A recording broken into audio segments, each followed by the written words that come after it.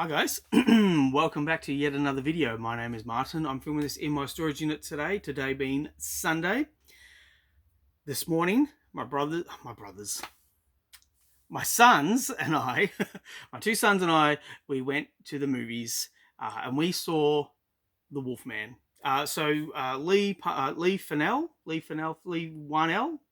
Lee Winnell.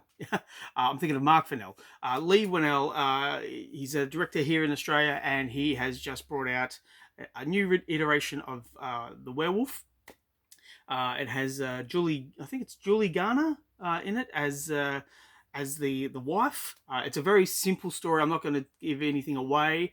But I will say, my sons and I, about a week ago, we went and saw Nosferatu, which I think we built that up a little bit too much because didn't really enjoy it as much as we thought we would have.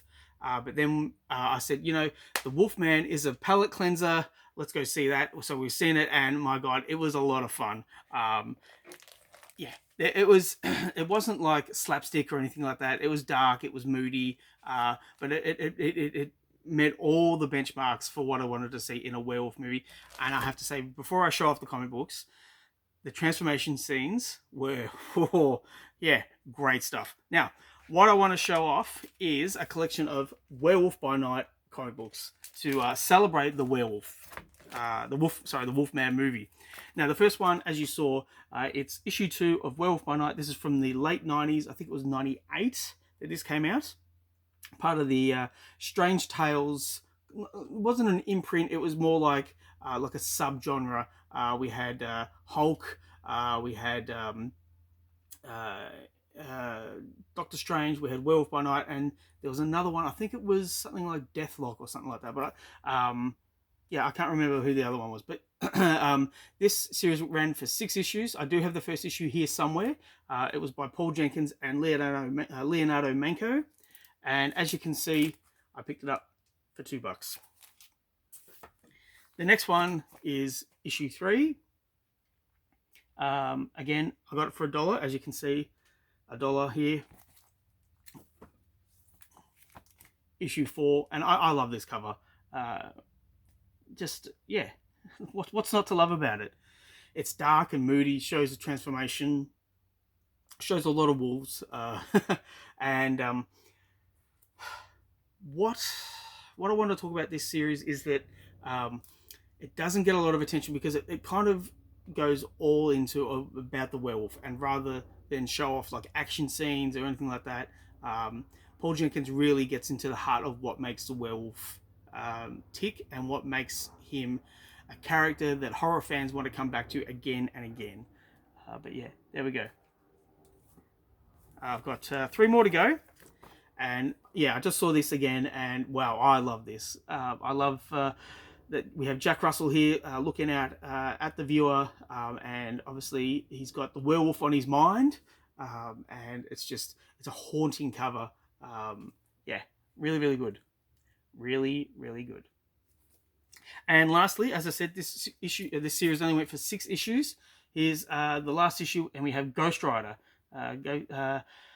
Werewolf by Night, guest starring Ghost Rider, and here he is right here, obviously. And I had to really splash out for this. I had to get it for $3. Now, when I got this series, I was not working full time, so a $3 book for me was a big investment, because what I'd like to do is I'd like to go to these conventions, would say $20, and I would see if I could get 20 or more books. And like not trash, but books I wanted to read. If I could come home with 20 books, like that was it for me. I was in hog heaven, and it really allowed me at the time to build up my collection. And then obviously when I started working, I could buy $3 books, $5 books, $20 books to a certain extent.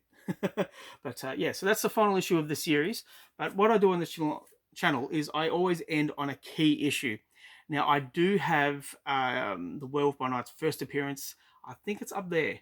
But what I wanted to show off is Giant Sized Creatures, issue 1, featuring Werewolf by Night with knocked the table. The first appearance of Tigra, the Werewoman. Yeah, the Werewoman. Um, what can I say? Okay, I bought this from a guy. His name's Andrew. Now, if you're familiar with my channel, I recently showed off a whole bunch of Batman books that I bought, and it was from the same guy.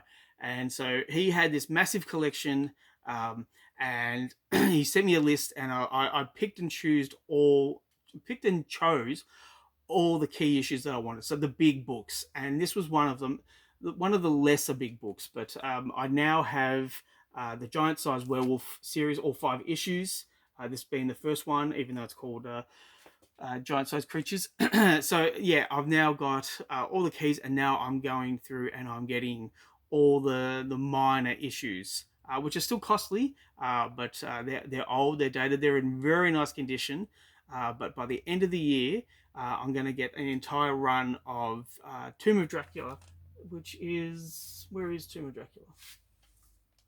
He's not even here. He's back there somewhere. But yeah, there were no other werewolf books. There's a guy who has Marvel Tales issue 1, I think it's 111, which is the first unofficial Werewolf by Night, and he has it for a few hundred dollars. My question to you guys is: should I splash out and get that book from this guy, because he does have it for sale and he's looking for someone to buy it? But it's getting a little bit costly, so I'm really not sure. But I'll put it to you guys. What do you think I should do? Do you think I should leave it by the wayside, or should I venture out and try and pick it up? So that's the video for today. Please let me know what you think in the comments down below. Please like and subscribe if you wish to. I'd really appreciate it.